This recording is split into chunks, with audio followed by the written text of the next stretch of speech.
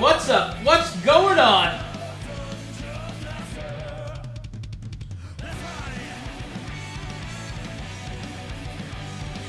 You spelt that wrong, Good Wolf.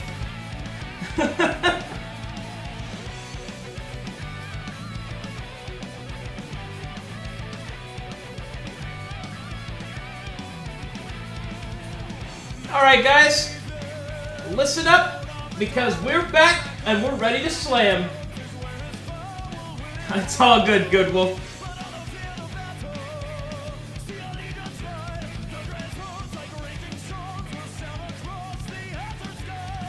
Six, easy. Hey, Prince Jessica, thank you for subbing so much. Hey, that's a big sub. Not bad, 10 out of 10. That's enough rocking out right now, because it's time to start this damn game. When you say stream, I think it's time to start this game. Oh, mama. Alright, well, let's start things off with what happened last... Whoops, don't do that, because it'll freak out on me if I do that. Alright, let's go ahead and talk about what happened last time on Twitch Chat Plays D&D.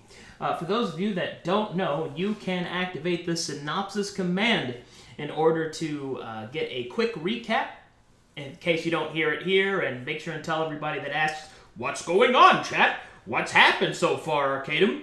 You can tell them to do that. So I got a couple announcements before we begin. So there's the synopsis command. And then there's also, we're going to go over what happened so far in a second. Another big announcement that I want to do for everybody that got here super early. The big sub goal command has been changed, specifically since I wasn't going to be able to reach my normal goal. I decided to change it up because this thing that I'm doing has had so much success that I decided to change up my goal, and it is now different. And that goal is that at 450 subs, I will add an additional Twitch Chat Plays D&D game. So more than just Clyde. There'll be another character, a whole nother pile of nonsense, and it's gonna get uncomfortably nerdy. So super spicy. I hope you guys enjoy that very much. Okay, well, let's go ahead and get ready to get started here. As we kind of went over everything else, let's go ahead and discuss what happened last time so that you can be caught up properly. Last time on Twitch Chat Plays D&D, Clyde Vanson, which is a 17-year-old human, crawls out of bed and speaks to his father, Bronson Vanson, and basically goes about his daily chores and all that good stuff. But the long and short of it is that he is finally of age to perform his first task, which in Dwarven culture is basically a coming-of-age thing. And it's a really big, tearful reunion type of a big thing there. And as such, Clyde chose an outfit and a set of gear crafted by his father. He equipped it, and now he is, or rather, excuse me, and at the time he then set off on a task on behalf of a nobleman by the name of Gabriel von Liechtenstein, who enlisted his father, and therefore Clyde, to deliver a parcel to a man named Davin Cobble in Ironhorse, which is 2 days' travel from Scabbard City. Along the way, Clyde encountered bandits and also a strange ruin in which he heard a woman screaming. Unfortunately, Clyde was unable to find exactly what happened to her and lacked the training in order to figure out what was going on in the ruin, so he decided to continue on his mission. And where we will be picking up is Clyde entering the city of Ironhorse.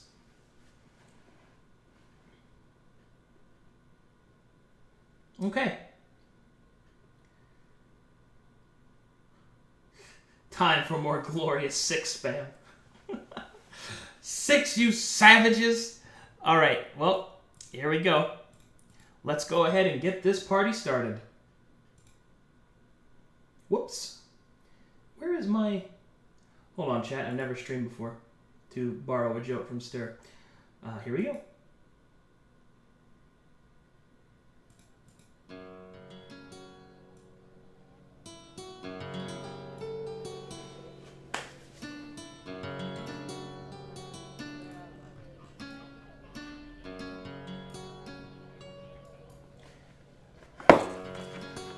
Alright, okay, chat. Clyde arrives at the gate to Ironhorse, a metropolis in comparative standards to Scabbard City. Ironhorse, Clyde knows, is the capital of Dabarak, his homeland. The wide, open plains shifting with the blowing wind, as well as the principal mounds that keep it slightly elevated above the rest. Ironhorse is not only where the seat of power of Dabarak can be found, led by Lord Ironhorse himself, but also is where the main cavalry legion is trained.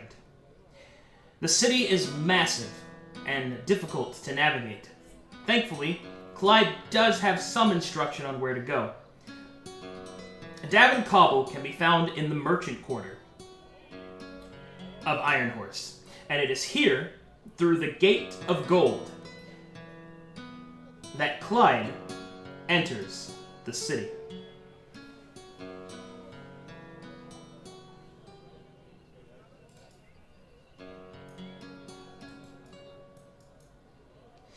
Alright, so Clyde enters through the Gate of Gold and walks down the cobblestone steps of the street. All around him, he can see the city open up. Its great protective walls, a foreshadow against the warlike nature of the Dabarakians. As Clyde walks down the path, he is accosted by a man with wild eyes and wild hair.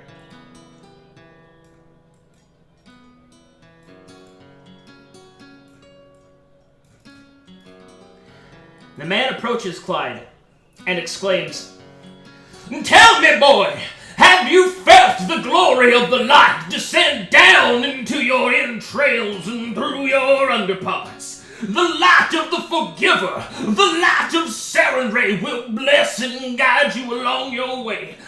Tell me, boy, do you feel the light? Do you feel it flowing through you? Do you feel it guiding your every step? As the sun shines down from the sky above, so does Sarenrae guide our rosy way." Okay, as this man yells at you, in your face, rudely, like holy shit.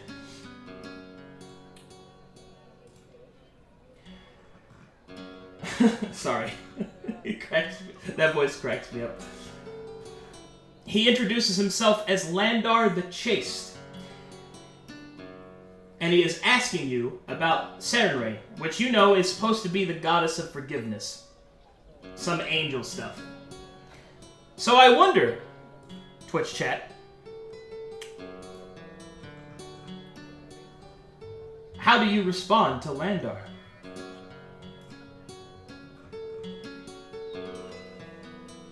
To be clear, I've kind of changed the rules on this a little bit. I have changed the rules to, you will only receive 30 seconds on these polls from now on, in order to keep things moving, unless it's an important decision.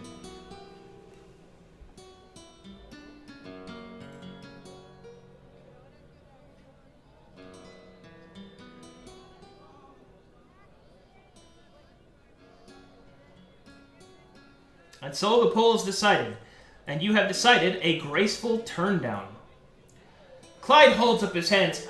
Pardon, friend. I'm afraid I'm a little deitied up right now, chock full of Torag and his dwarven goodness. I'm sorry, I just have no time for Sarenrae. No time for Sarenrae, boy! Surely you understand! Surely you understand that you stray from the light. Torag is a fine deity to follow, fine father of the earth and the father of creation. But surely you understand. You understand the light must guide you. I implore you, boy. I implore you to reconsider. It seems this man isn't getting it. How should you react?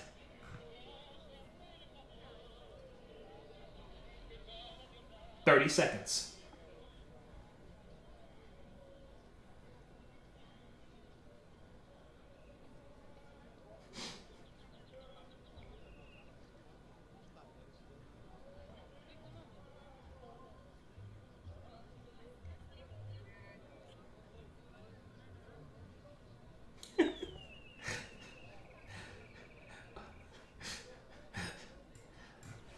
You have decided to be bold. Clyde looks the man straight in the eye, squares his chest, stands at his maximum height, and says, Sarenrae is not a deity of battle. I was born and bred for battle, sir. I will follow Torag, the master strategist, the lord of the dwarves, not some frilly angel that lives in the sun. The man is pushed back from your conviction in Torag, and you continue on your way.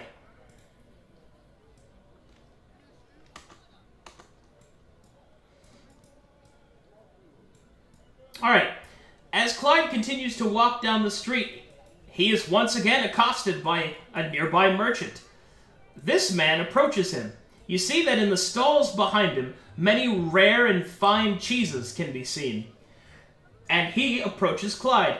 Hello! Hello! It is I, Orwell the Yellow.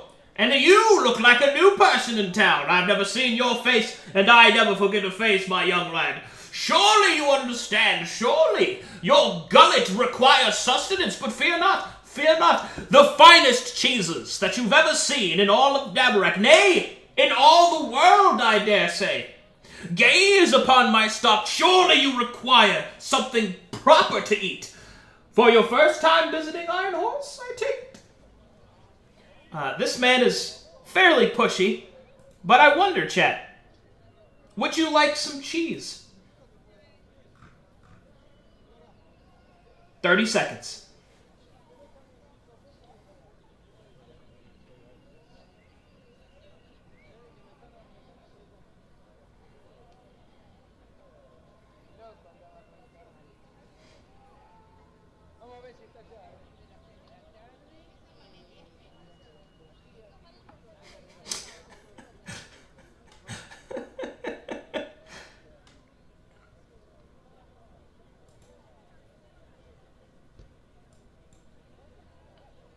And thus, it is decided. Clyde takes a moment to look at the man's stocks and strokes his unbearded chin. And then he says, okay, I'll take that one. You picked the middle expensive. Ah, good taste you have, young sir. Good taste. Good taste. I understand one must budget from time to time. As much as I would love to sell you the best of the best, a man must be careful and responsible. I understand. That will be 150 golden pieces of gold. Clyde nods and hands the man 150 gold pieces. Clyde now has only 550 gold pieces remaining.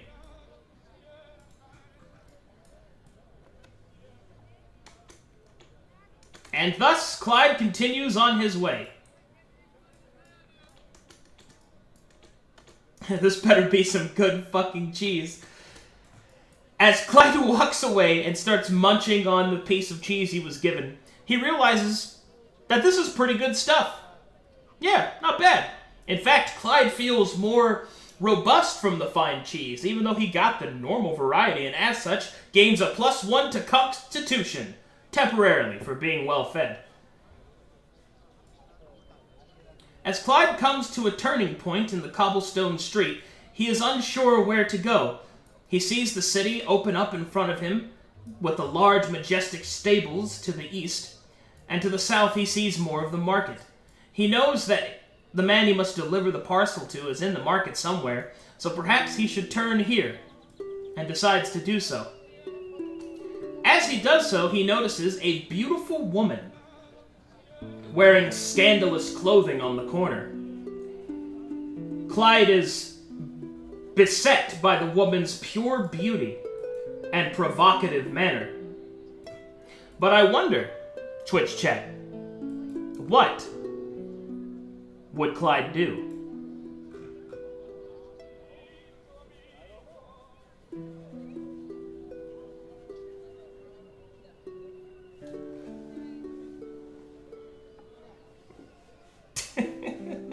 "30 seconds.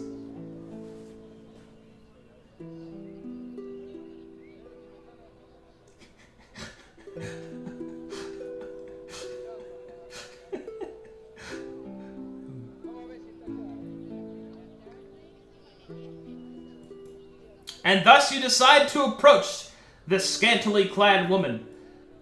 As Clyde approaches the woman, she'll move her hair seductively from in front of her face and will lean down to his height, as she is very tall. And she will begin to speak to Clyde. Hey there, handsome. You seem a little young, but, tell me, can Lollipop make you a man? Clyde is beset by such an offer, unsure of how he feels about such a thing. How do you respond, Twitch chat, to her offer? You will be given 45 seconds for this choice.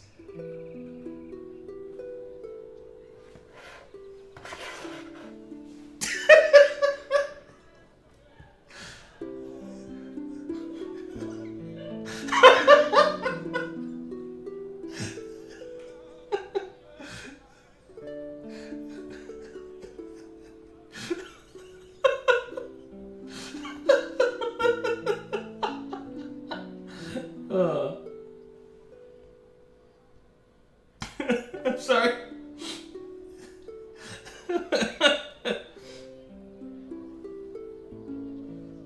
Alright, you have made your choice. Clyde looks at Lollipop, then differently, not as the beautiful woman as she is, but also notices that she is slightly middle-aged, she is tall, and, well, Bronson, your adoptive father, only described your mother once, and it seems she somewhat matches that description. So Clyde, unbeset by the woman's advances, will instead get a little closer and ask, "Ma'am, this might seem strange, but are you my mother?" The woman blinks unexpectedly at this response to her normally scandalous question. She will immediately lean way back and will say, "Sorry, honey, I don't deal in that kind of stuff." And she will promptly leave. Oh, okay. I guess not then. Clyde will hang his head and will continue to walk towards the market.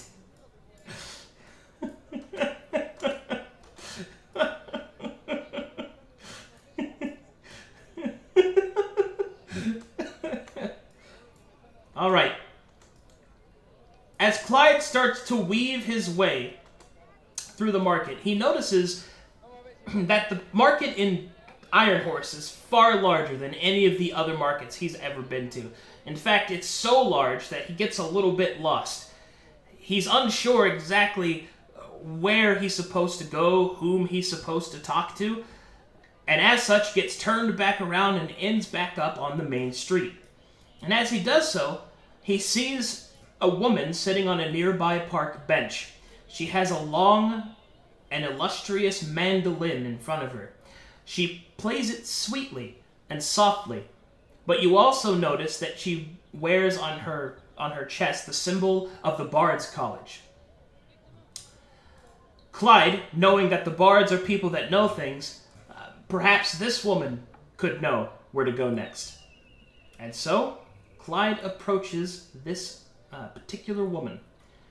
And as he does so, the woman looks up after strumming her instrument, and she will introduce herself. Well, you're a new face, aren't you? My name is Matilda Mandolin, and it is a pleasure to make your acquaintance, young man. Hello, Clyde asks, or Clyde says awkwardly. You're a bard, right? So you know things, like, maybe where I could go to find, Davin Cobble? The bard laughs slightly under her breath and simply says, Bards are knowledgeable, but we do not know everything. I'm afraid I do not know who Davin Cobble is, but do you have any other questions? Maybe I can help. Clyde is chock full of questions, and as such, which one will you ask first?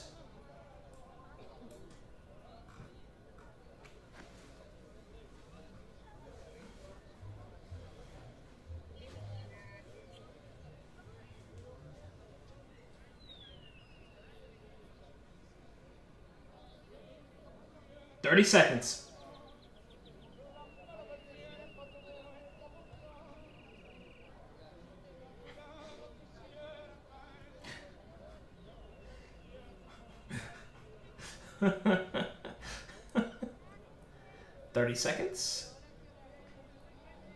You decide to ask the woman about herself.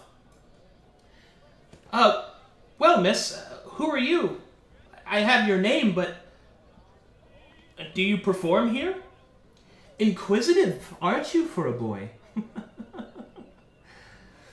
But yes, I perform here and in some of the taverns. There is unfortunately not as much work as I'd like to see in Dabarek, not outside of wartime.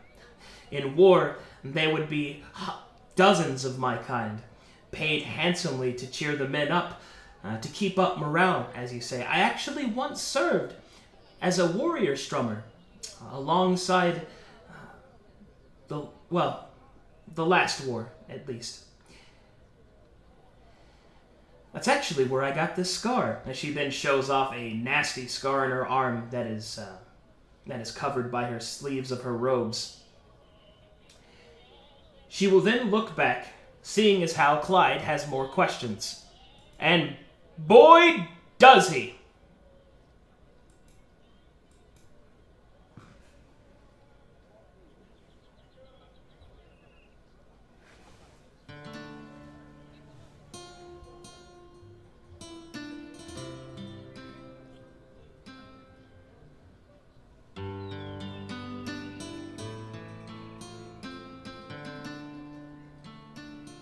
She called us a boy because we didn't become a man.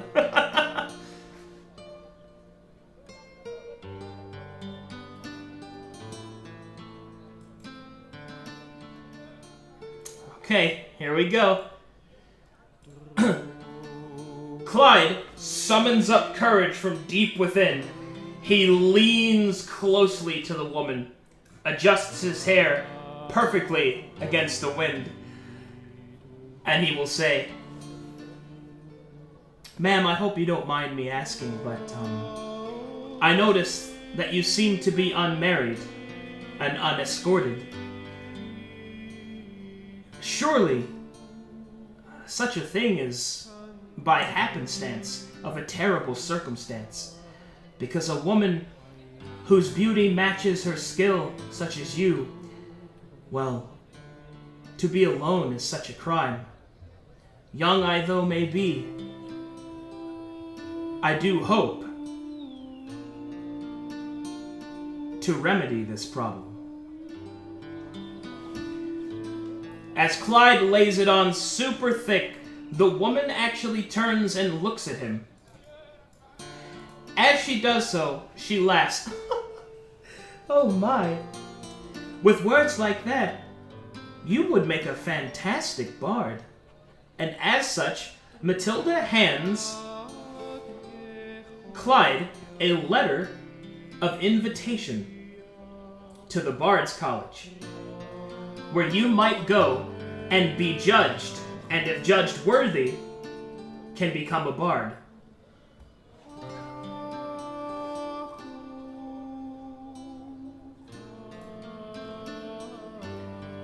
But Clyde is not yet done with his questions. Also, I don't know why this song is playing in the background. I'm super sorry about that. That makes it... Okay, that was weird. That dude is so loud.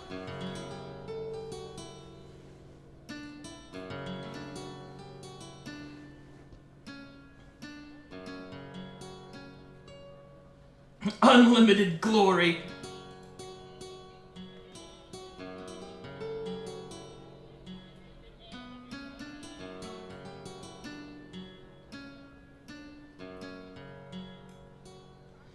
Okay. You decide to ask about the city.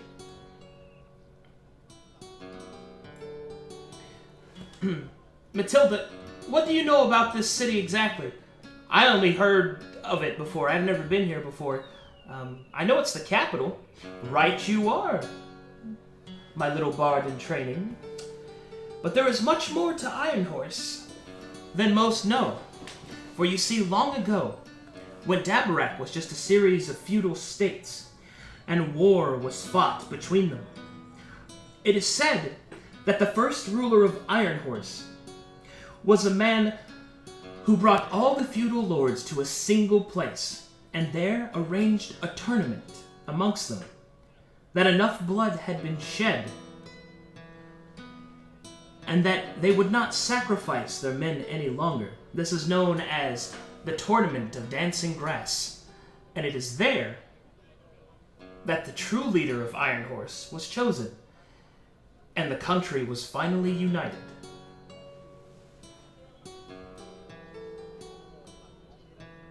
Clyde absorbs this information carefully.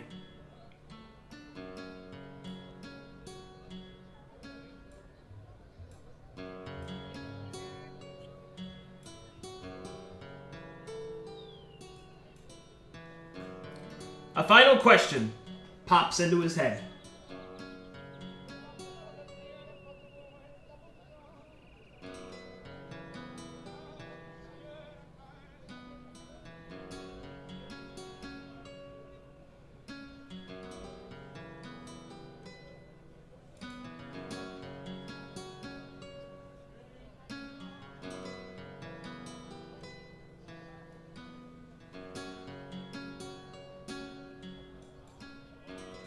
You have chosen to ask for directions.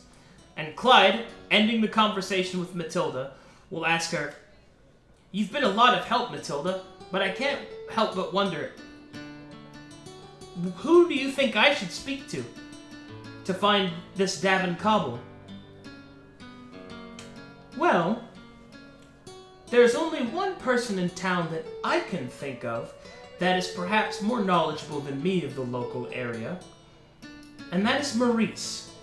If you go down this path through the brush and walk through the market, he can be found at the southern end. I wish you luck, young bard, and I hope to see you at the Gates of Song." And she will give an illustrious bow. As she does so, Clyde is taken aback from her grace and just kind of awkwardly walks around. "Okay, thanks."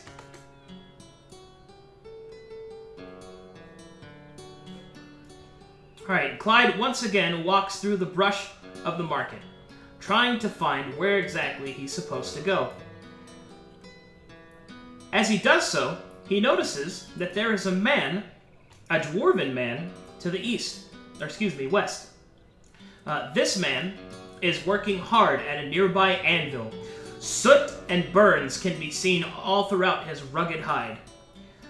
As Clyde watches him carefully, his own father being a blacksmith, you notice that this man is skillful enough, and he also seems to have adopted the southern style, as your father is more has more proclivity towards the northern style. But I wonder, chat,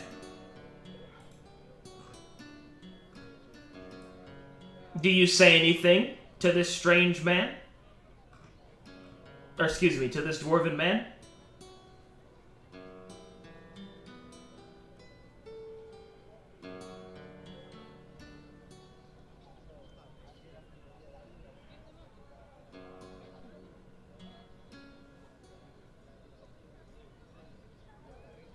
What a hunk of a man.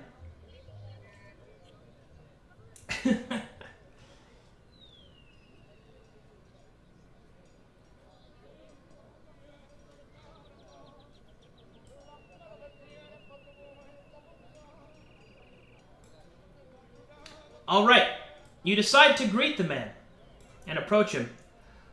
You speak in fluent Dwarvish. After all, your adoptive father is a dwarf. Raktarvai Vurkbinen, you speak, as the man looks up from his work and smiles. Well spoken, lad. So, you know the tongue, and I can see that there's the mark of a blacksmith upon you. Tell me, what brings you to Ironhorse? You looking to have something repaired? Or maybe you want to buy something new? Oh no, just passing through. I'm actually looking for a man named Davin Cobble. Oh, I'm sorry, lad. I do not know any Davin Cobble. Where are you from, if you don't mind me asking? Oh, I am from Scabbard City. Scabbard City? Do you know of a man named Bronson? Yes, Bronson.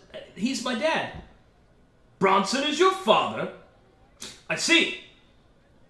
The man was always a charitable soul. Well, I can tell you, lad, you've got good stock guiding your way. The Vanson clan, fantastic.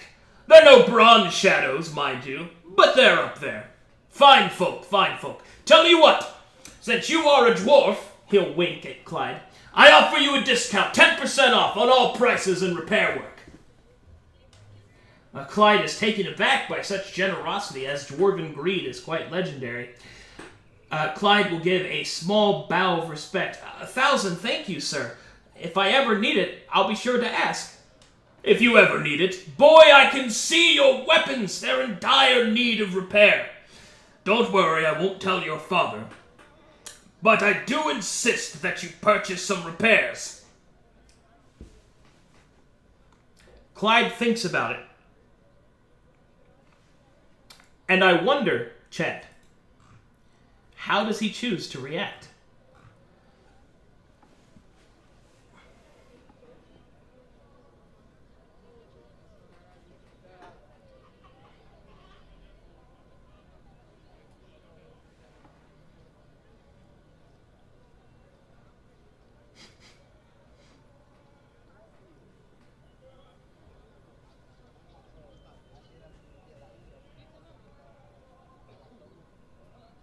Almost 30 seconds.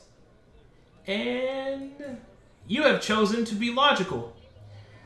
Clyde nods to himself. You know, you're right, sir. I did get into a fight on my way up here. And if it happens again, well, I want to be ready.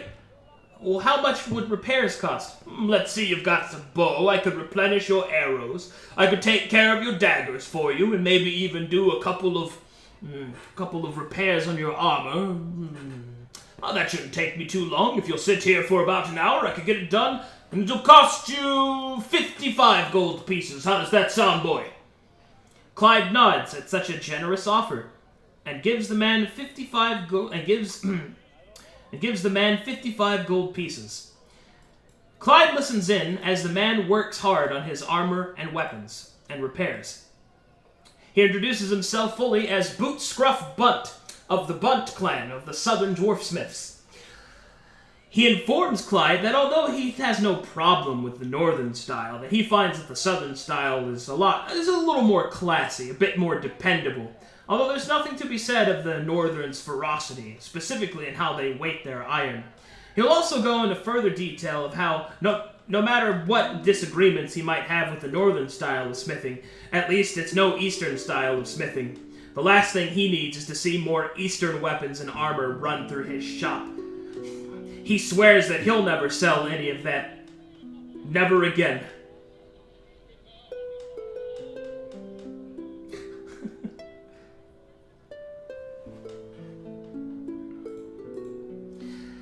As the dwarf finishes up the repairs, he smiles and sees that you are well equipped. And as such, Clyde now has improved gear. Clyde gives a bow of thanks and continues on his way.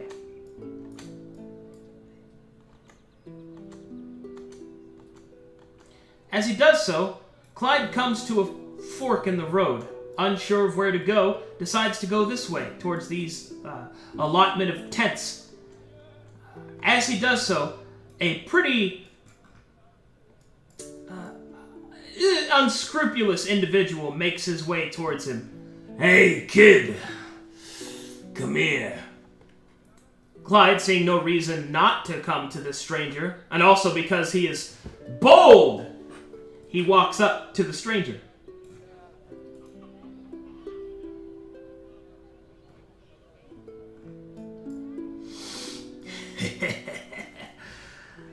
As you approach the man, you see he is a heavily scarred elven scoundrel, covered in wounds and a strange-looking eye.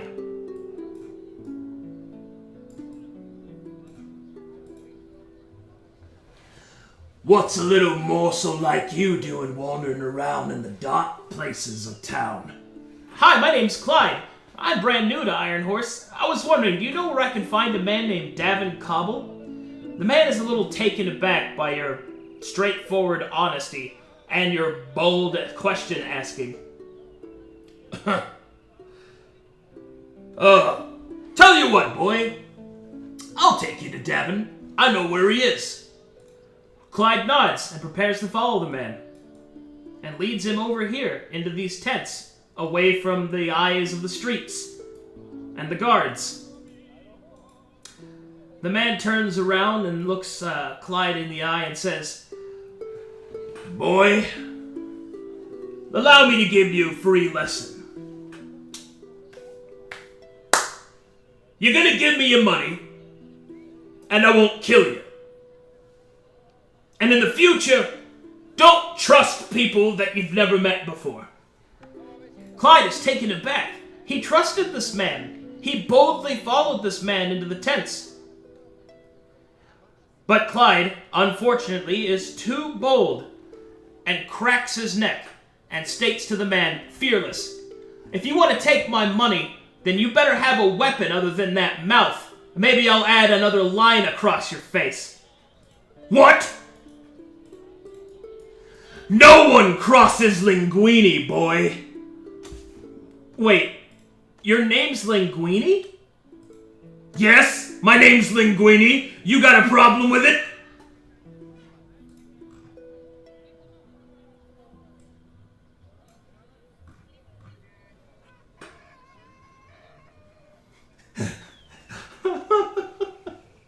How do you respond, chat?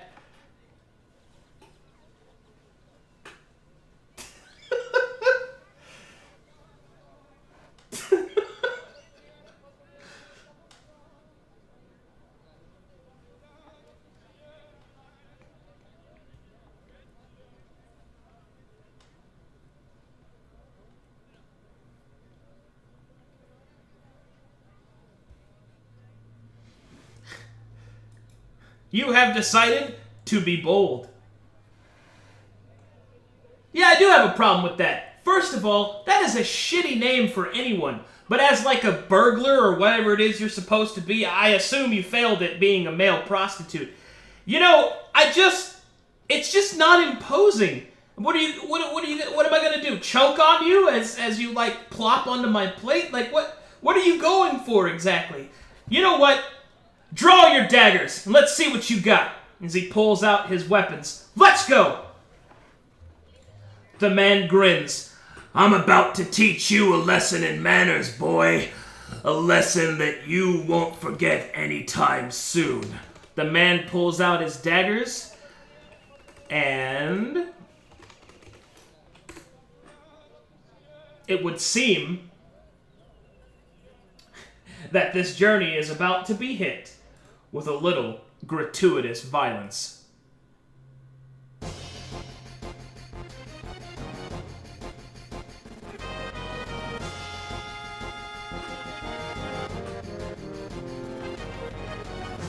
The man pulls out his twin daggers and leaps towards you, Clyde. Bringing down his weapons, Clyde dodges to the side quickly, the new weapons and armor paying dividends as the blades bounce off Clyde's superior armor. The man's experience is unable to overwhelm such fine craftsmanship. It is now Clyde's turn to respond to this ne'er-do-well.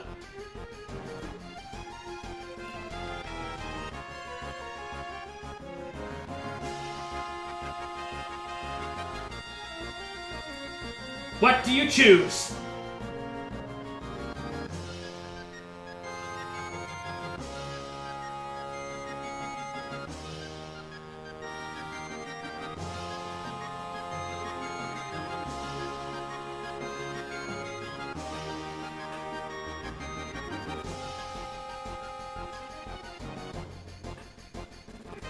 You have made your choice, an offensive action. Clyde moves forward, careful. These are not some random skeletons with no mind. This is a master knife fighter, or at least one who is used to losing, judging by his dumbass face. Clyde steps forward, dips low, and brings his daggers up. The man is experienced and parries this simple attack rather easily. Clyde is taken aback and hard-pressed. This man will not be defeated easily. Linguini steps forward, kicks Clyde in the chest, and knocks him back towards the fence. I'm gonna cut you a new mouthhole, and fuck it!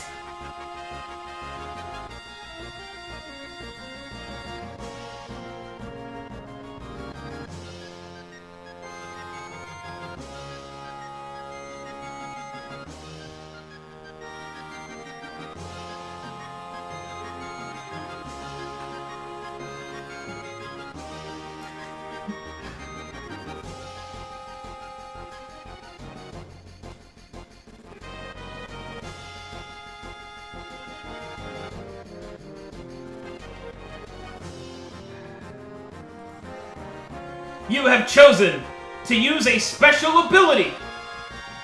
But which ability will you use? Sorry, I didn't have this one ready.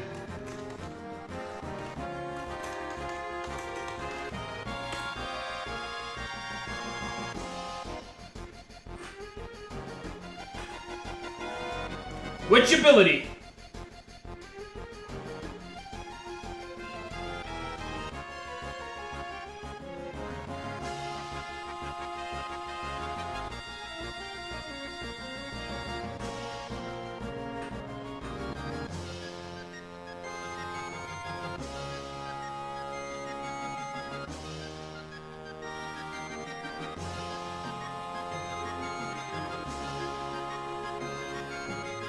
You have chosen to use your special ability, Leap.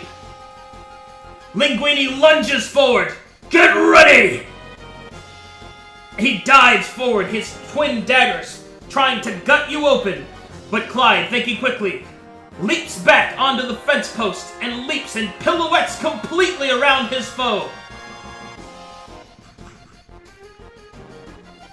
Linguini is caught off guard by this sudden show of acrobatic skill and lunges too far and into the fence post, being temporarily stunned.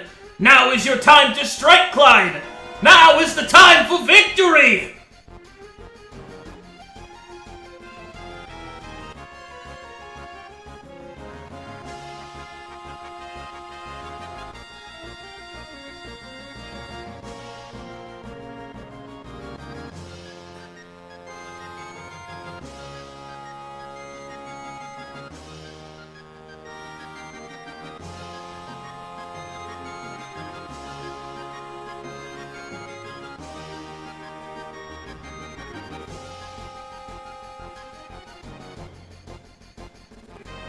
Clyde leaps forward and kicks Linguini directly in the back. Linguini breaks through the fence post and falls to the ground. Go! Oh! Go! Oh! 1 second. Oh! Oh! Oh! Clyde stands over him, confident and bold. Linguini struggles across the ground, scuttling like a cockroach. You haven't seen the last of Linguini, boy! I'll have my revenge! I'll have my justice! And he runs and leaps through the wheat fields and disappears.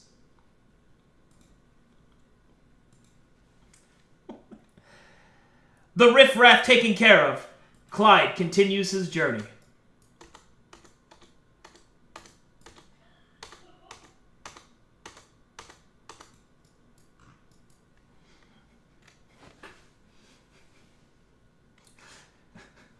Oh, I forgot. I totally forgot about this. Sorry, guys. Here, I forgot about this. Here you go.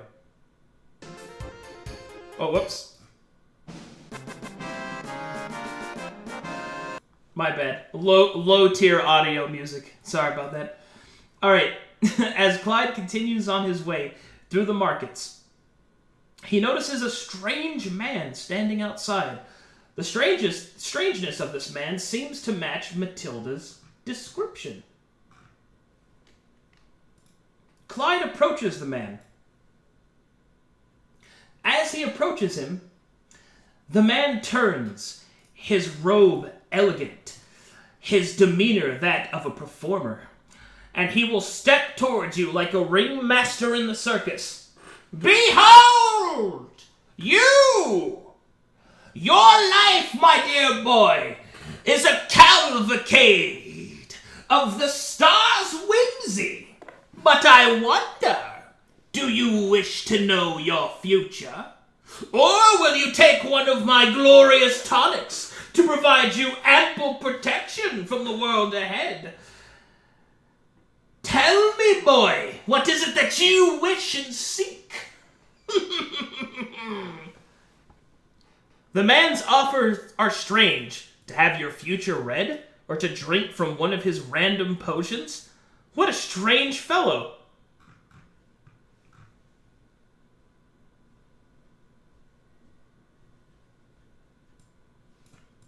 Which do you choose?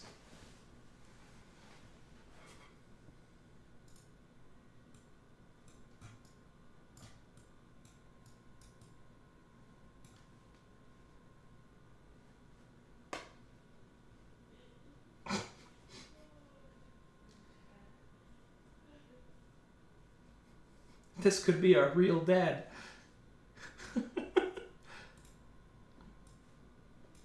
Clyde is flabbergasted. This man's mustache is beautiful. Clyde stares at the man's mustache. The man feels a little uncomfortable. And then finally he says, my boy, would you like a potion or your future read? Would you like any of those things? Clyde just simply stares. But... Hello? Are you there? Clyde snaps out of gazing at the beautiful mustache and simply shakes his head. Well, no thank you, sir. I don't need any potions or my future revealed. But I was wondering, do you have anything that might help someone get a mustache? I seem to have problems growing facial hair, and my father's a dwarf, so I think his constant shame is a reminder of my inability to be dwarven. Maurice is taken aback by your honesty. And as such, Maurice thinks to himself, do I have a tonic? A tonic to cure your vast, fallow face. Perhaps to fill it with a forest of hairs, bold and strong, that your father could be proud of. Perhaps I can. Perhaps I can. As he thinks carefully, he then hands you a tonic. Take this, my boy. This tonic can grow hair when placed on any bit of flesh. Please keep in mind that it is temporary. I am afraid I cannot change what you are, but I can help you pretend. Tobin thanks the kind man, and then, suddenly remembering his real mission, asks, "Tell me, sir, do you know where I might find Davin Cobble?" The man takes a moment. "Ah, yes, Davin Cobble. He is the owner of Memorial, I believe. You'll find him down this path. Just follow this path here, this path to the east, to my immediate left. You want to follow that path, and then you're going to come to a strange-looking building. It'll have a sphere on the front, shiny. Yes. When you see it, just knock on the door and go inside. He accepts many visitors, as he, I suppose, sells knowledge or such things. I'm not a true man of the arts like myself, but I suppose he does all right for himself."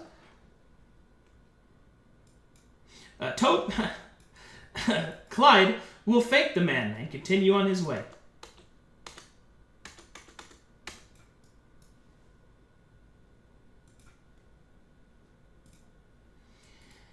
And so, Clyde walks back through the town, trying to find exactly where this particular building could be. Along the way, he seems to have taken a wrong turn, and a very strange man approaches him.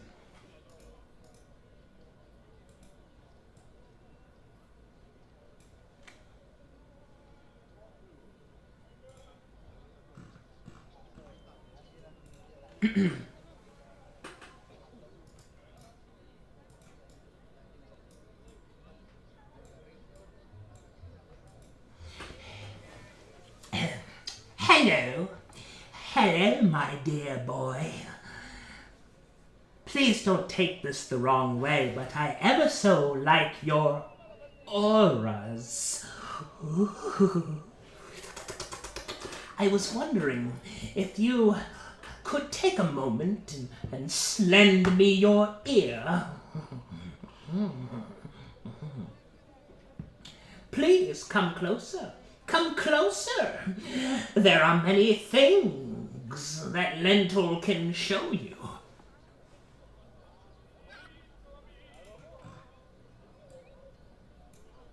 How do you respond, Chet?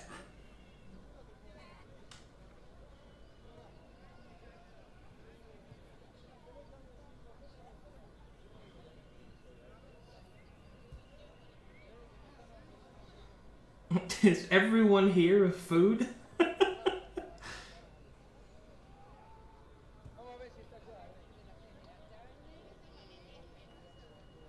5 seconds remain. The poll is finished. Clyde approaches the man, honest and bold. He will walk up to the man and then he will say, sure. What is it you want, sir? You said Lentil was your name?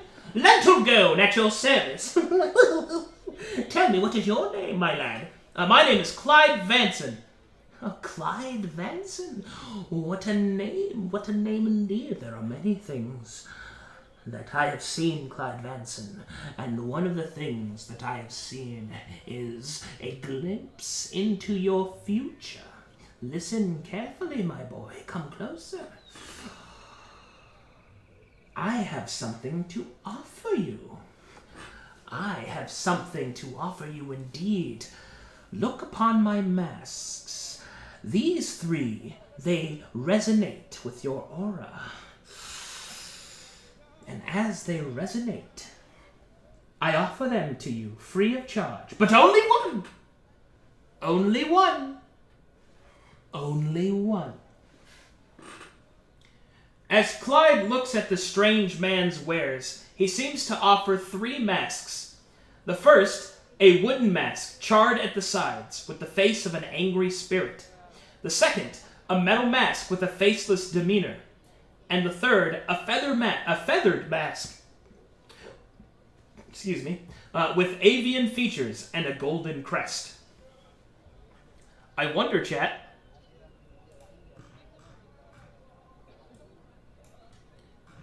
which mask do you choose?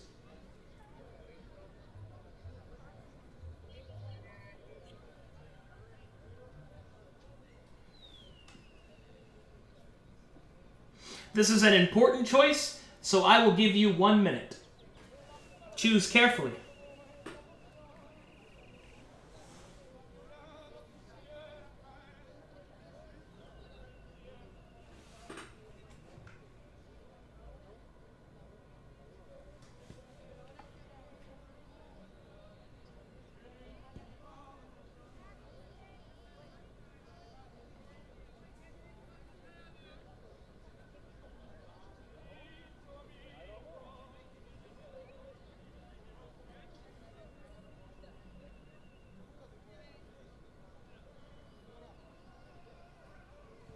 Alright, the poll is finished.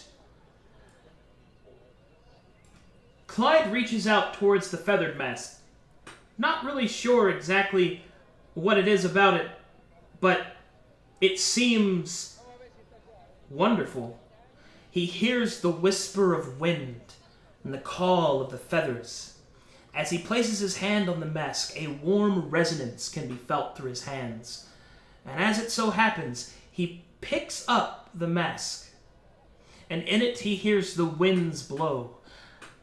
He hears the flowing of feathers and the call of birdsong. As he lifts the mask,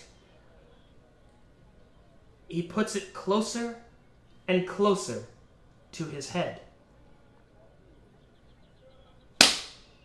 The man claps. No, not until you need it. My boy, not until the time most dire shall you put upon the mask. For if you do so when it is not needed, the spirit within will be displeased.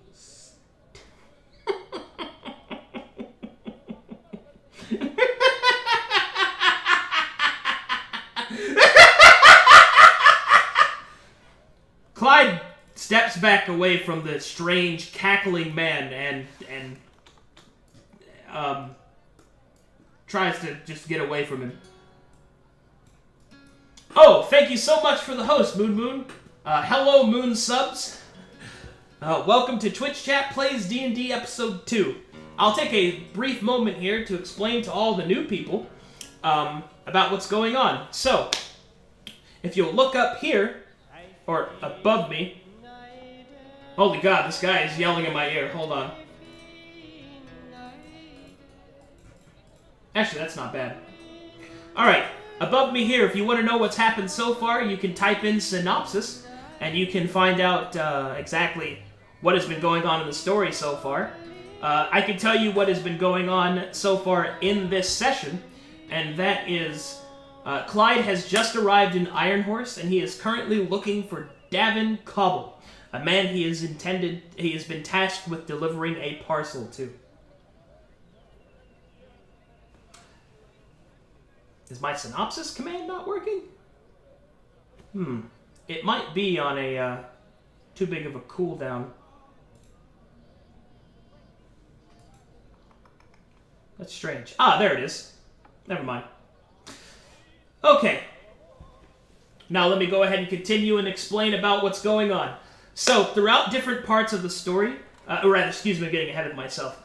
Everyone who's watching right now has the ability to vote through a straw poll system that I've set up to decide the fate of Clyde Vanson, which is this character. This is the character that you control, chat. Clyde Vanson. He's a 17-year-old human who is currently beginning his first days as an adventurer. Throughout the game, I will give you options, which you will vote on what happens to him and how he reacts and what he does by typing in 1 through whatever it would be. Here is an example. This is an example poll. You're going to see this pop up, and you're going to have 1 through whatever the options are, and then you choose which one that you want, and then, whichever one you want, I will then finish the poll, and then I will decide what happens based off your choices. So, therefore, we're going to continue the story, and we're going to go ahead and pick up things where they left off. Clyde continues his story. Clyde continues to walk down the cobbled path, and as he does so, he notices that there is a large building to the south and decides to take a turn for it. He notices that this is the inn. This is not where he needs to be. Clyde continuously gets turned around and is unsure exactly where to go. Eventually, he makes his way and he decides to go all the way around the cackling man and make his way to the north. And finally, he sees the sphere that Maurice the Magnificent described and approaches carefully. He walks to the door and knocks upon it. As he does so, he is greeted with a voice, "Come in, come in." And Clyde enters the room. Inside, Clyde sees a modest shop complete with scrolls, maps, and all sorts of other lore and artifacts. Things that are not necessarily magical, but is almost like an archaeological shop, places where you can see these things. And as you look, you see two individuals in this room with Clyde.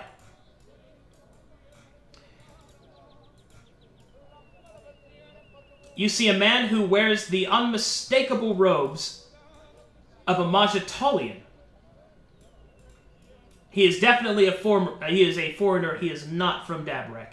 And the other is a very, very small man with a very real sword. Tobin approaches the man, and he asks him simply, "Pardon me, are you Davin Cobble?" He asks, unsure. Davin Cobble will raise his robed arms and say, "Ha ha ha ha! Greetings to you, my boy. I am Davin Cobble. Greetings, greetings, and welcome to Memoriam. A young, thirsty mind for knowledge shall be well watered by Davin. I tell you.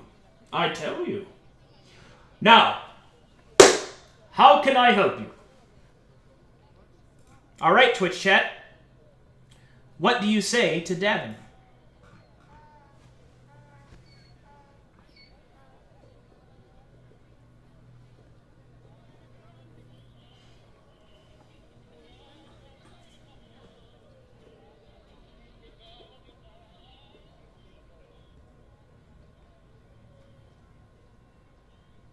You have 30 seconds to vote, so vote quickly.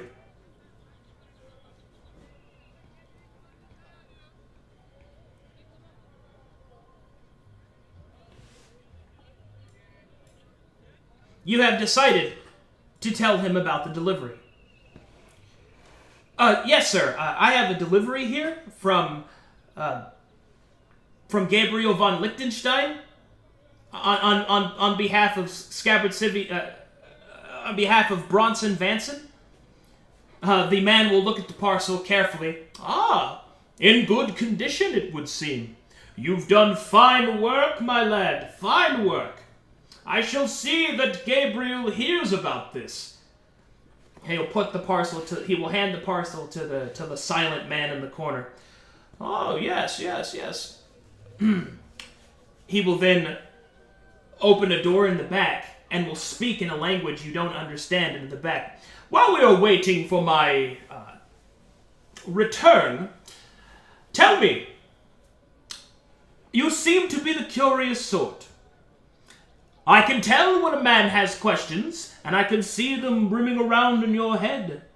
Come, let Davin show you the way to the light of knowledge." All right, chat. It turns out that Clyde does have questions. Which do you ask?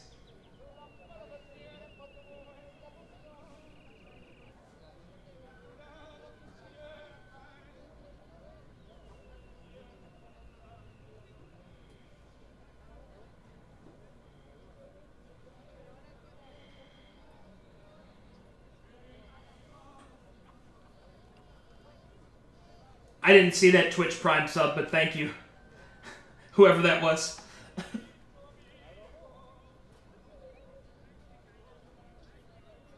Just to be clear, thank you so much for any subs, but I probably won't be able to do any shoutouts until the end of the stream, because I gotta stay focused. Okay. Clyde decides to ask the obvious question. Well, don't mind me asking, sir, but, what's with the guard? Davin will turn and look at the man in the corner. And then he will look back to the boy, look back to Clyde, and he will respond, My dear boy, you must understand that I am a practiced and well-refined archaeologist of lore, and I collect many great artifacts. This man is here to ensure that no one attempts thievery. Simple as that. Clyde is not sure if he should trust this man at all. But more questions do make their way into Clyde's mind. I wonder, which ones do you ask?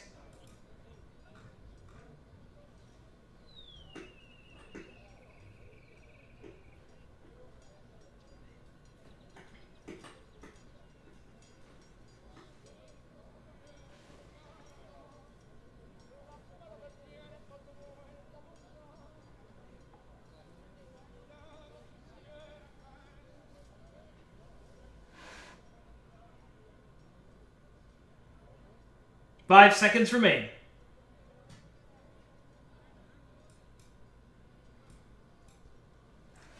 Don't mind me saying, sir, but your clothes are really strange. Where are you from? Ho, ho, ho! Quite the eye you have of the obvious, my boy. But yes, I am not from Dabarak, this land of plains and horseshit. I am from Majatal, the jewels of the sands, from Mirage herself, where the scholars and practitioners of powerful magic reside, my boy. Powerful magic.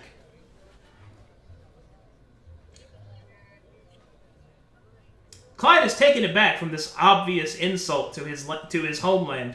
He likes where he's from. Fuck this guy. In fact, Clyde is not sure how he should react.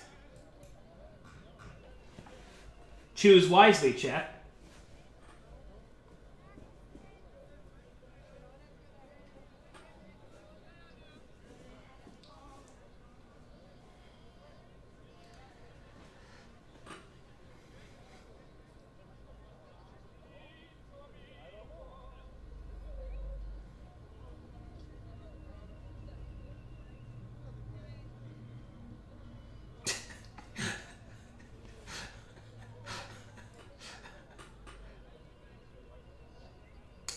You have chosen to be bold.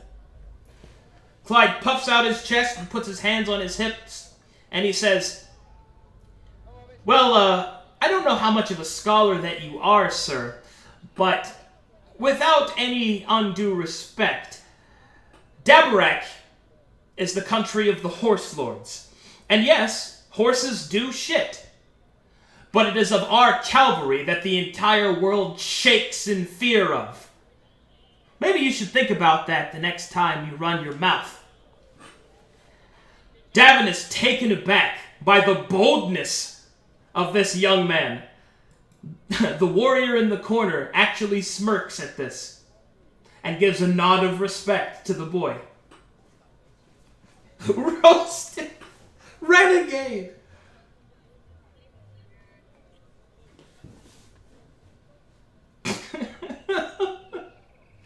Oh, okay, I can't get distracted by Twitch chat. Alright.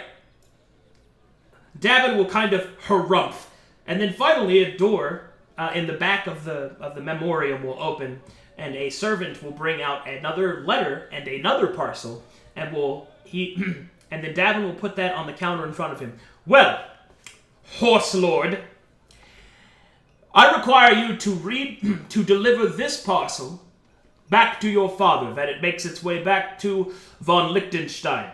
And because the contents are far too valuable to trust to a young man like yourself, an inexperienced tripe of a whelp, I shall see that my manservant goes with you. He will then turn to the warrior in the back, and he will say, Tilt! You will accompany this boy to Scabbard City and see that the parcel makes its way to where it needs to be.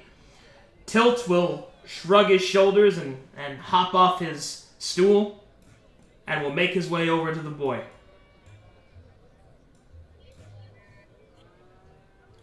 Good! Be sure that you see that it is done quickly. And thus with that, Tilt walks outside and waits for you.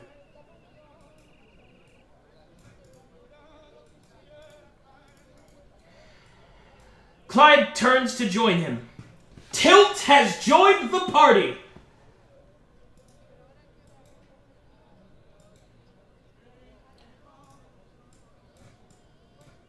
Tilt will look over at Clyde and he will say, Hey, sorry about that. Don't worry about him. He's just a big pile of nonsense. Name's Tilt. You got any supplies you need to get, or are we ready to go? Well, I guess I'm ready to go. Sounds good. Sounds good. Let's get going. Alright, with that, Clyde and Tilt turn and make their way back to the Gate of Gold.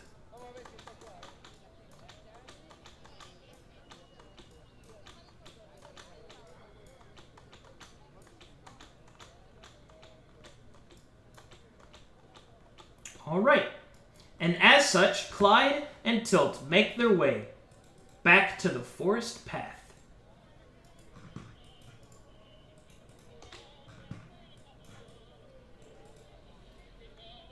And as such, the sounds of the city fade into the background.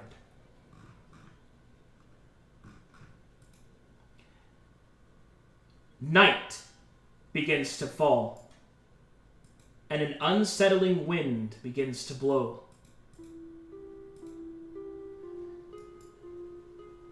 As Clyde and Tilt make their way down the forest path, they decide that it is getting too dark to continue onward, and that perhaps they should make camp soon. And as they do so, they turn the corner of this cobblestone street and make their way a little bit further. Clyde says to Tilt, Mr. Tilt, I know a good place to camp up ahead, so we should probably keep going till we get there. Tilt simply nods. Clyde keeps looking over at Tilt, unsure of what to say. Well, the man seems pretty straightforward, but Clyde would really like to know why he's so small. Tilt rolls his eyes as he notices Clyde's stares. All right. I know you got your questions, so let's get them taken care of. After all, if we're going to be traveling together, we should probably know about each other anyway. What would you like to ask first?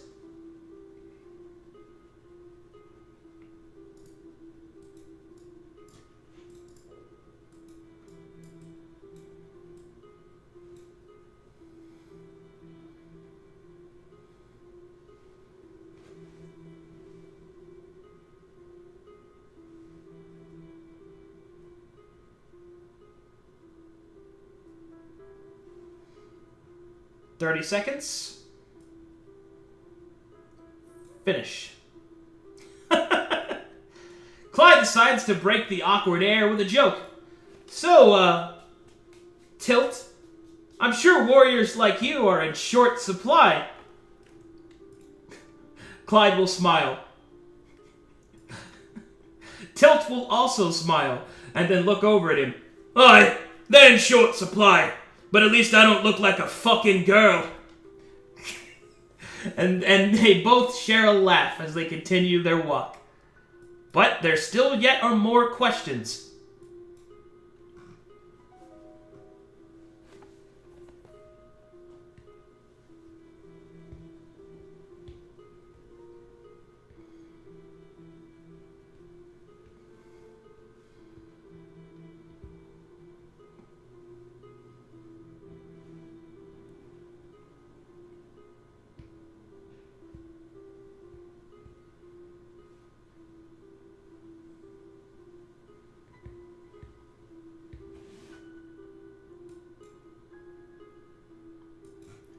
You have decided to remark on his sword.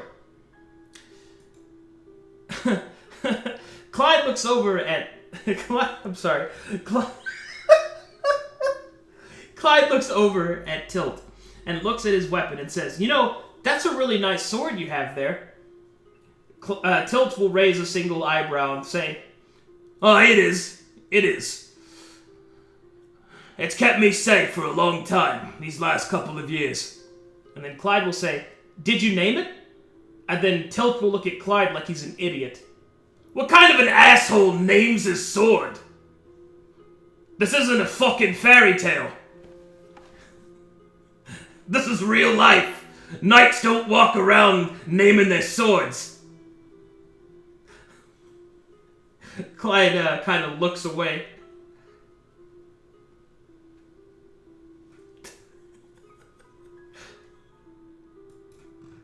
More questions pop up.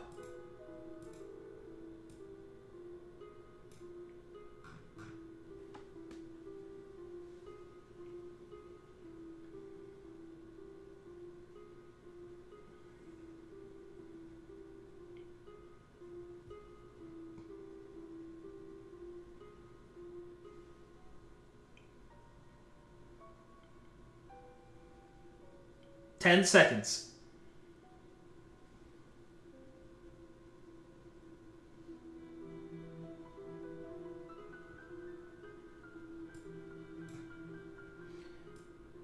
So, as Clyde looks over at Tilt, what are you, exactly? Tilt will raise an eyebrow. What do you mean, what am I?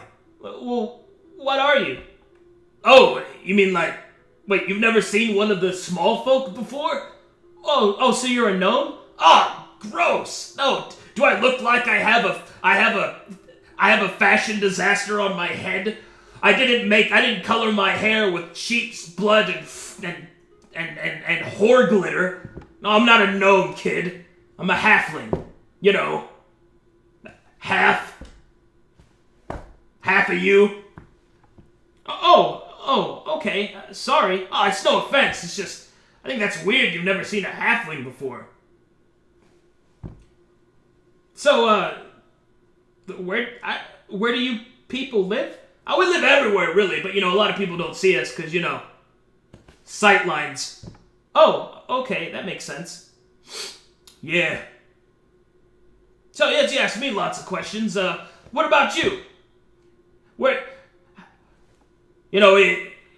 have you done with your life, I guess? That's a weird question to ask. Hey, you're the one asking about what I am.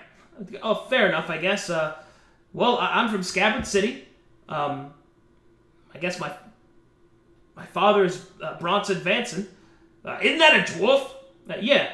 Oh, so you adopted, huh? I can get behind that. I can respect that. So, you think you can give me a discount? I know your father's a blacksmith. Sure. Nice. This will make this trip worth it, then. And thus there comes a lull in the conversation.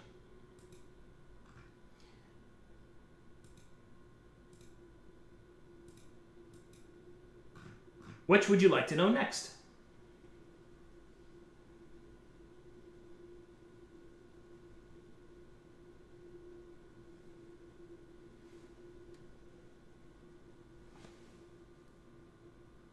Also, as a quick reminder, stream, and also I guess a shameless plug, if you feel like your votes aren't getting counted, it should be pointed out that the Twitch poll that I'm using counts normal viewer votes as 1, mod votes as 2, but sub votes count as 5.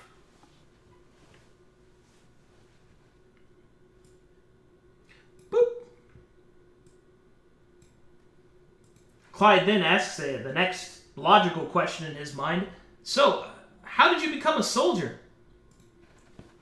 Oh, that? Well, that's pretty simple, I guess. It was in the Bloodbark War. I think that was a little bit before your time. You're probably really young then, but it was the last time that the whites came from Dalton. They tried to cross the border. forced out from the Inquisition in Ord, so I don't have any bad blood with those people, but I signed up because my father had just died, and my mother's a piece of shit, can't trust her with anything, so I decided to sign up. I did pretty well, I got paid a pretty penny, and well, there you go. The rest is pretty much history.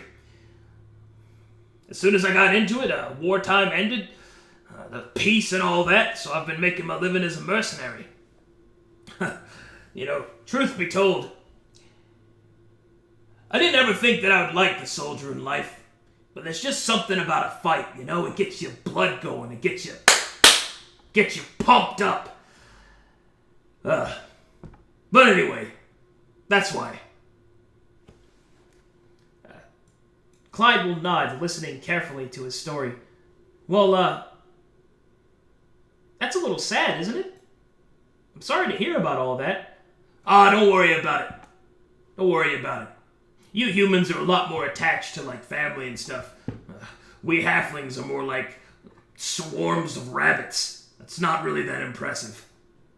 Oh, okay, I didn't know that. Well, now you do, and it's fine. It's fine.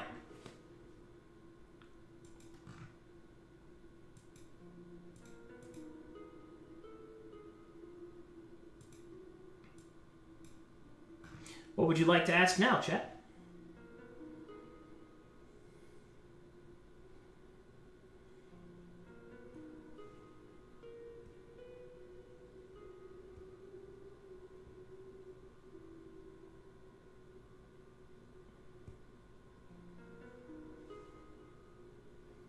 I love you too, Poke.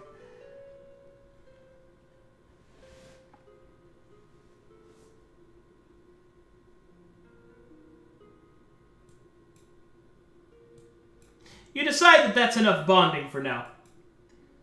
And, seeming satisfied, you put your hand in your pockets and stroll next to Tilt, who is fine walking in silence. You have increased your affinity with Tilt by 2!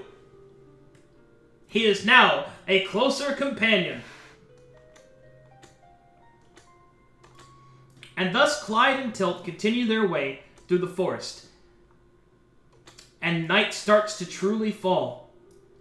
Dark wind can be heard blowing through the trees. Perhaps it is time to set up camp. Clyde suggests to do so on the other side of the ravine.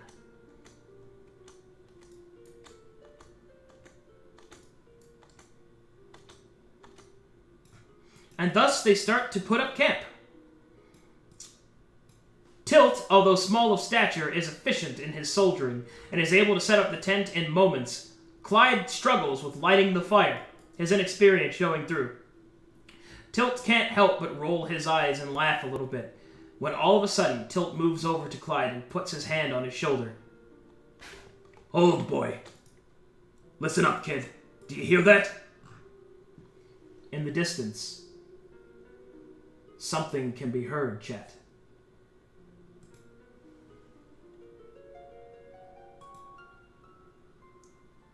What is that noise? Clyde listens carefully. The wind blows through the trees. And then there is a snap. Another snap. Shadows move through the trees.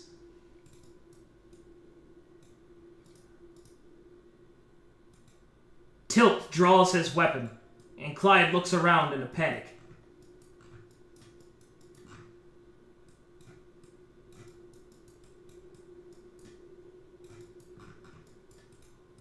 As these individuals break through the tree lines.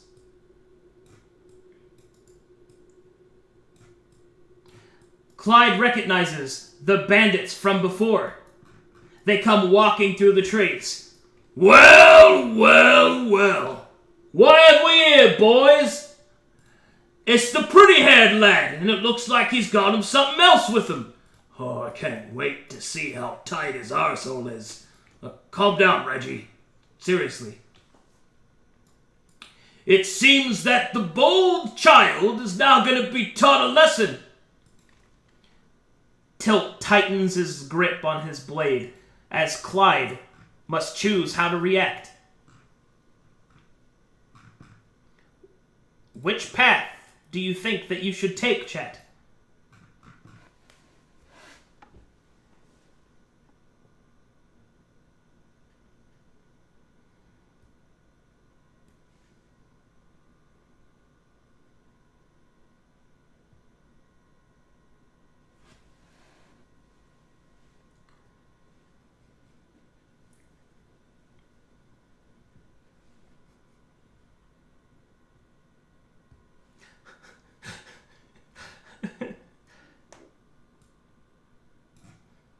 You have chosen spicy dialogue. Clyde adjusts his hair and steps forward, not with weapons drawn, but with wit to be branded. Tilt watches carefully, ready to assist if needed. How will you choose to react? With spicy dialogue.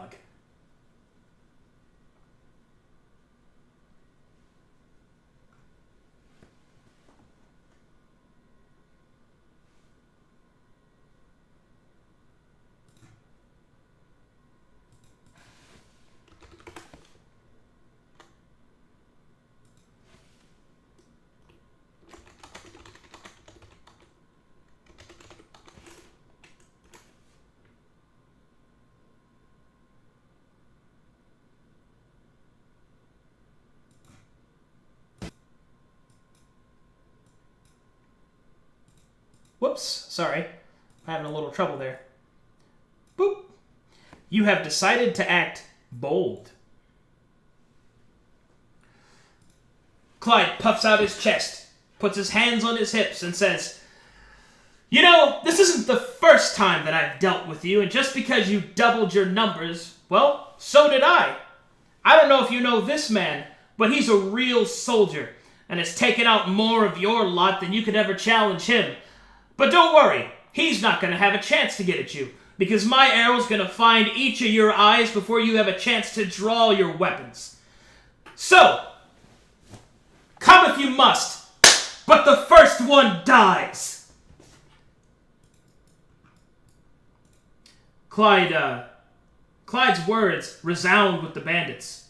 They all look at each other carefully, unsure of themselves. But then, they start to see their numbers, and their hands itch to their weapons. It seems that Clyde's spicy dialogue has failed. Tilt tightens his grip on his weapon. "Nice try, lad. Nice try, kid. Time to get ready, because it looks like it's time for some violence."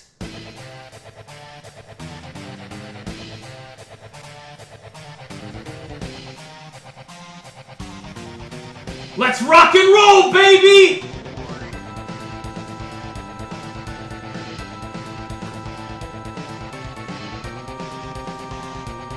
Choose your action!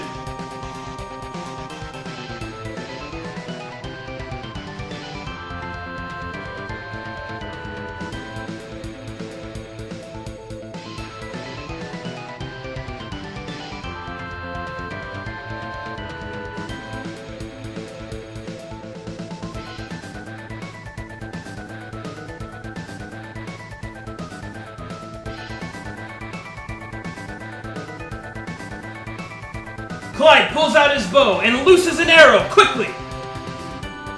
The arrow flies through the air and strikes the bandit in the lead in the leg as he falls over, buckled. Oh! Damn it! Tilt tightens the grip on his weapon. Which action do you choose for Tilt?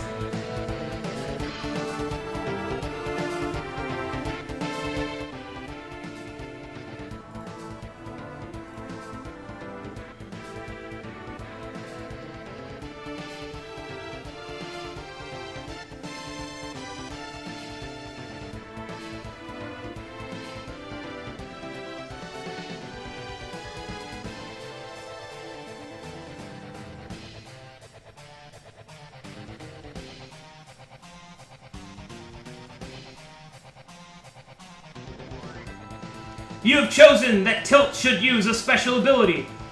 Tilt only possesses one special ability and decides to use it. He braces himself and rushes forward. He rolls on the ground and then, with a tight handspring, charges, kicking this bandit in the face, pulling him forward against this rock and splattering his skull open against it. Blow! Go! Who's next? The bandits move forward.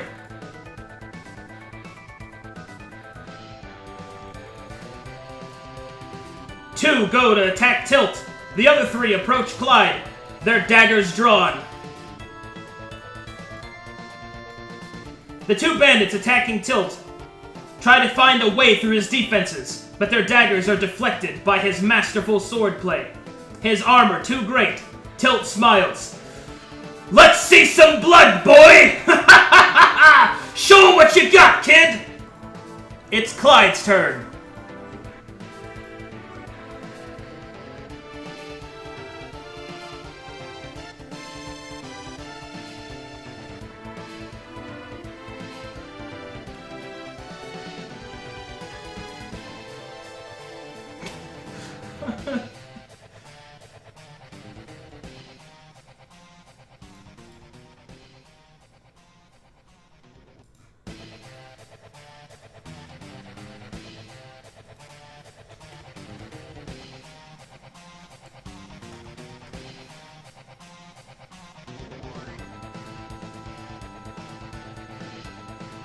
You have chosen a defensive action. The bandits pushing in from all sides, Clyde decides to focus on defense. He drops his bow and pulls out his twin blades and attempts to make a woven weave of steel. Well, I fucked that one up, chat. And attempts to keep the bandits' knives at bay. They strike outward, but are deflected easily by Clyde's superior equipment. Bring it on! What action will Tilt take?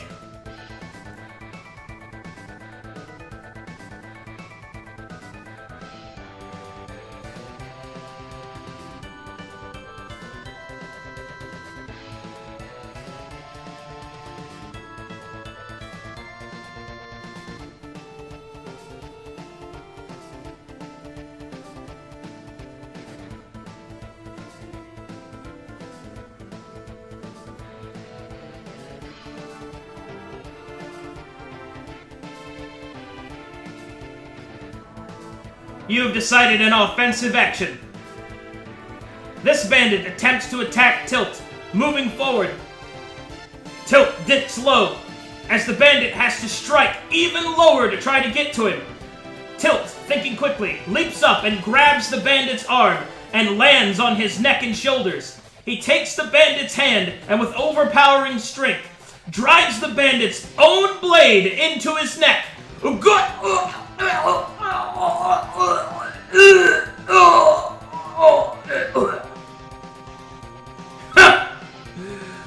And you!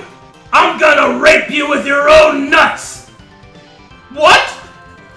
Sorry, that got a little ahead of me there, chat. That was a little intense. Sorry about that. Holy shit. Whoa! Sorry about that. I don't know how we got ahead of me there. Alright. The bandit's turn to attack. Bandit 3 gets a lucky cut on Tilt's arm. Ha! Let's see what you got, childling! Oh, you like to make fun of small people, do you? Don't worry, I'll make you a brother when I find your mother! The bandits attack Clyde once more, their weapons falling against his defenses. Clyde is pushed back.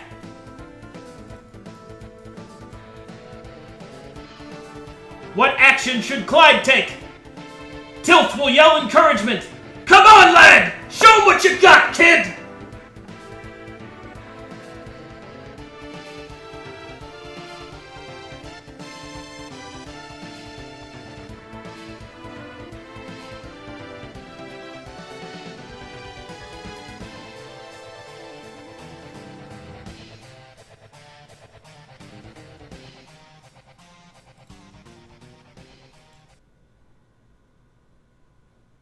music cut off. Ah, there we go. That's better.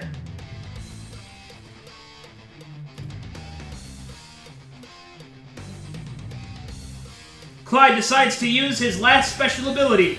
Clyde activates the magic of his glove and uses Mage Hand to manipulate things from afar. And while the bandits are busy dealing with Clyde's knives, he points towards the fire nearby and picks up the entirety of it and throws it on the bandit to his right. The bandit is engulfed in flames. Ah! Ah! Ah! And starts to run around on fire.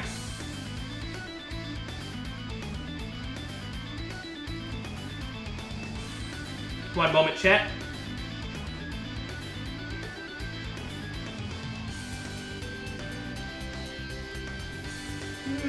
This one.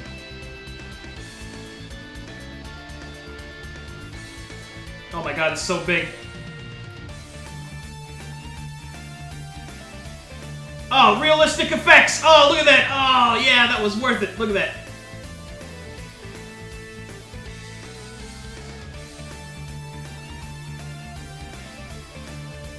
Okay.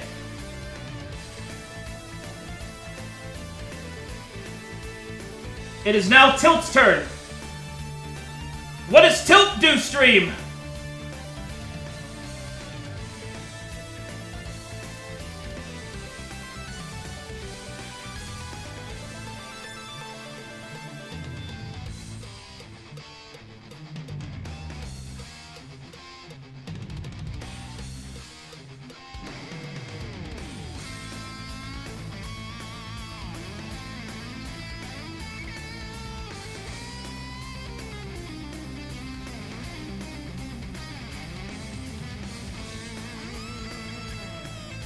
You have decided an offensive action.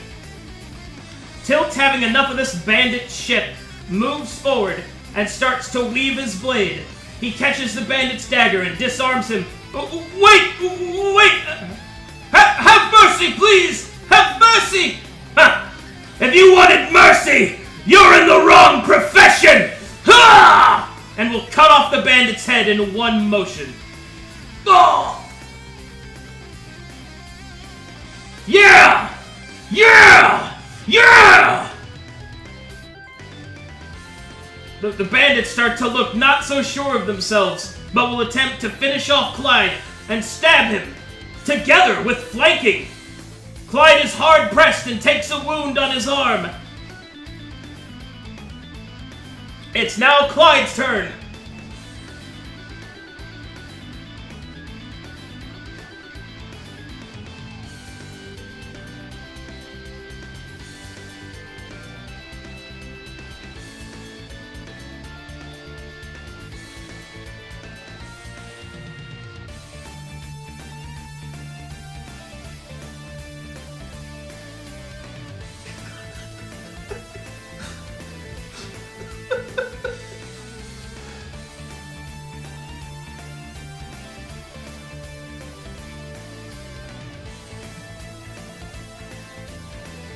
You've decided a utility action.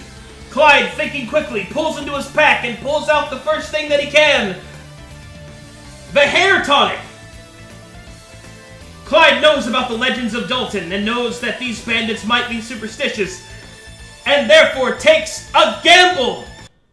He tosses the tonic on his face, all over his face, as hair starts to grow out from every orifice. Clyde goes, I'm a werewolf! Feel me! The bandits are taken aback and step back, terrified. Come get some! Oh! Awesome. It is now Tilt's turn.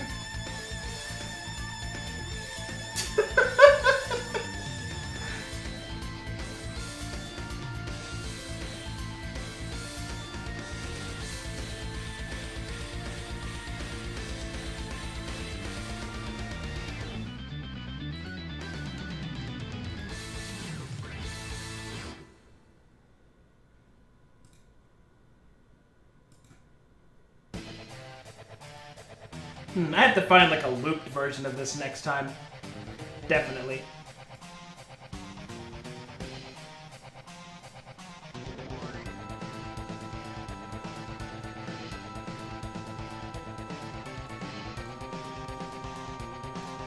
Tilt decides to take his action and charges forward and stares at Clyde oddly. Whoa! You're a werewolf? That's awesome! And will then cut the injured bandit's leg off. Oh! My leg! Ah! Your leg!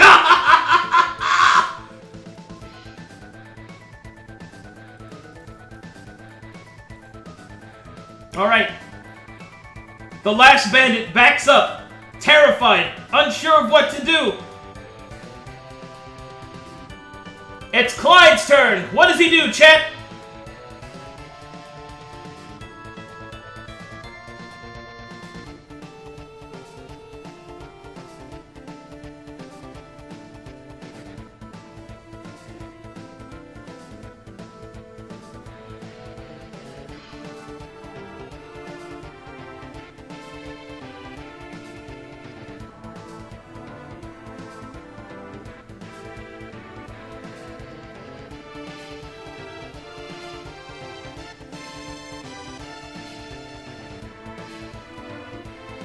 You have chosen an offensive action. Clyde, as the hair from the tonic falls away, Clyde makes a mental note that maybe he needs to talk to Maurice about selling him stuff that lasts longer. He shakes off all the extra hair, picks up his bow with a quick kickflip, pulls an arrow, and draws down on the bandit. The arrow is set loose and finds purchase in the bandit's throat. Now you'll pay for all the people you've hurt! Yeah, now you're gonna drown in your blood!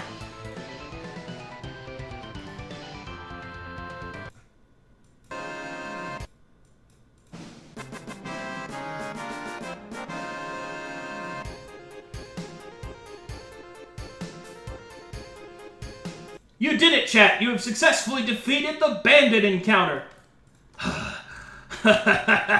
Oh, you got some fight in you, kid. I like that. I like that. This was fun. Slap on back. Ow! Oh, thanks, Tilt. No problem, kid. You got a few more things to learn, but don't worry. Tilt's here with you. You have increased your affinity with Tilt by 1.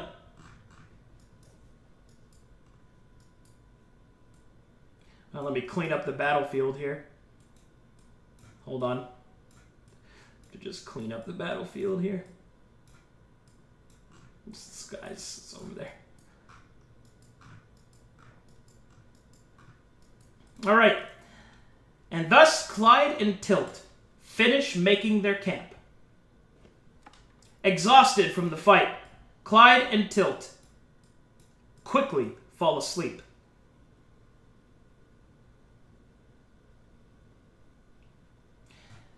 Looting the bodies results in... Let's roll some dice. You're able to gather 20 gold pieces.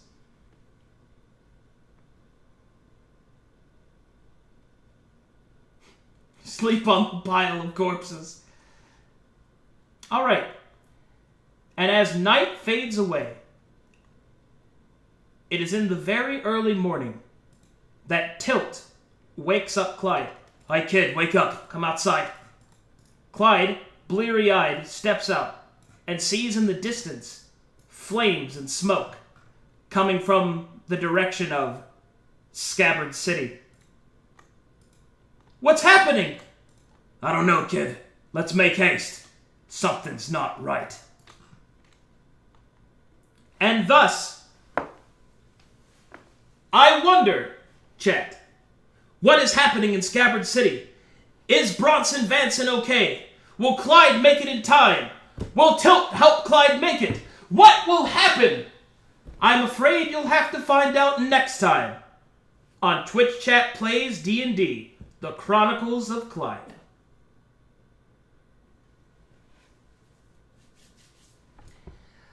Okay, so thus we've come to the end of this session. I'm super sorry I had to cut it there, but I didn't have as much as I would have liked prepared. But I wanted to go ahead and go through and use this time to thank the subs that I got. Hold on. Let's see here. We got How do I...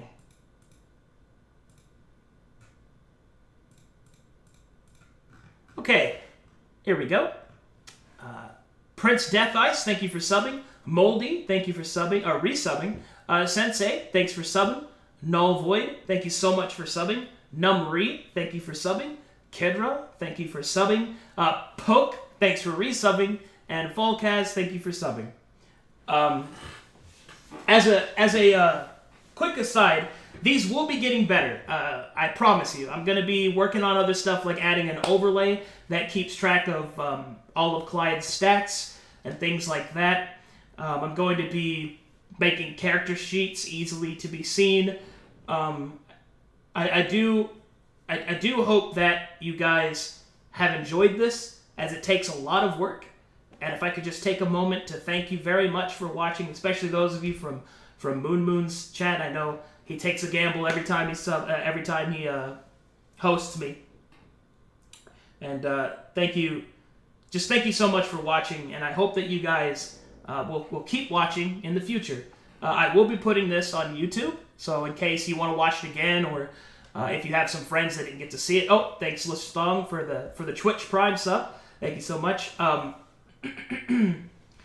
I will, if I may, just take a moment of your time. My big sub goal is 450, and I can tell you that if I reach it, I will be adding an additional Twitch Chat Plays D&D game, which will feature a different character and a different story and all that. So that'll be 2 games a week if I can reach that goal. And the reason that I need those subs is to make up for the lost income from moving. So I can attribute the time, dedicate and allocate the time required in order to make a second game. I also hope that in the future I'll be able to extend the session lengths as well, so that you guys can get, more content. But I hope you guys had a great time, because I know I did. I did a lot. I always like running this. And before we go though, I have a couple of more, I guess, questions. Specifically, I was going to add more party members up to like a maximum of 3 or 4. I'm going to ask you a poll question, chat. Hold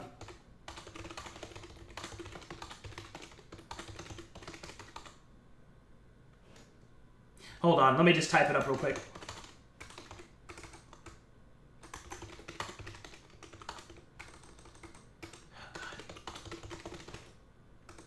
Sorry, I'm very bad at typing.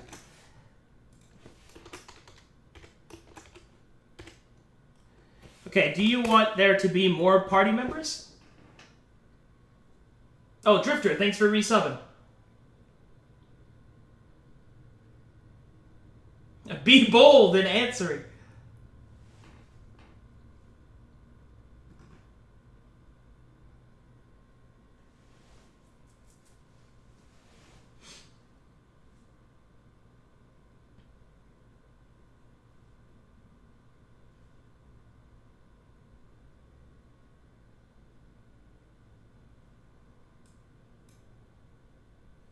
Okay, that's pretty straight up.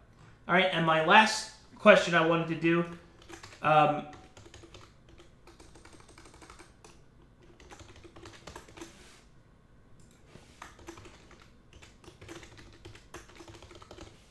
specifically in regards to combat. Do you think there should be more combat, less combat, or that there is enough combat as it is? Bold and spicy.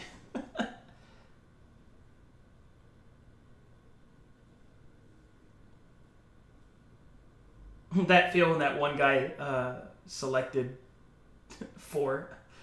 Hey, Flayed Fool, thanks for that God sub. Thank you so much.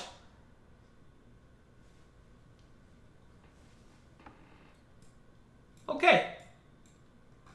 Thank you so much for the Taco Bell's all new bold and spicy Arcadum. Well, thank you so much for watching, guys. Thanks for helping me with my feedback. Well, geez, I'm not sure what to do now. I guess I could stop screaming. I guess I should stop screaming. Stop screaming. Stop it. I think in the future I'm gonna try and maybe start a little bit later next time because these sessions are pretty short what I'm compared and used to. I don't know. Maybe I'll try to come up with it and arrange it. But thank you so much for watching, guys. Thank you for your support, and I hope to see you guys again next time. Thank you so much, and we'll find out what happens to Clyde and Tilt next time on Twitch Chat Plays Dungeons and Dragons.